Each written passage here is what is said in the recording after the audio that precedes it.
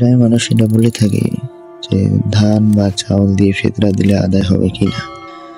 যদি কেউ ধান বা চাউল দিয়ে ফিতরা অন্যান্য কোনো জিনিস দিয়ে ফিতরা দিতে চায়, তাহলে একটা জিনিস আমাদেরকে মাথায় রাখতে হবে।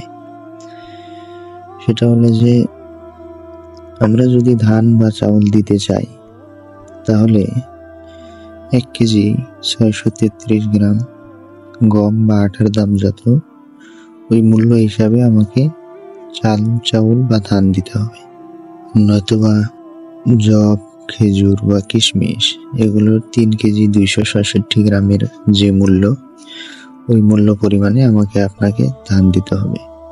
যেমন আমাদের এখানে 1 কেজি 633 গ্রাম গম বা আটার দাম 70 থেকে প্রায় 75 টাকা হয়।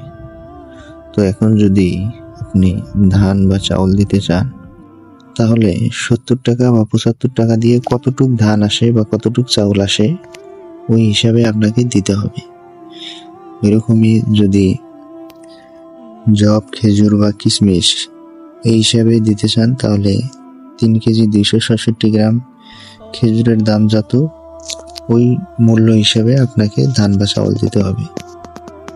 যদি মনে করেন 3 কেজি 266 গ্রাম এই পরিমাণ খেজুরের দাম যদি মনে করেন 300 টাকা বা 400 টাকা হয়ে থাকে, তাহলে আপনাকে 300 বা 400 টাকা দিয়ে যতটুক ধান বা চাউল আসবে অতটুকু আপনাকে দিতে হবে।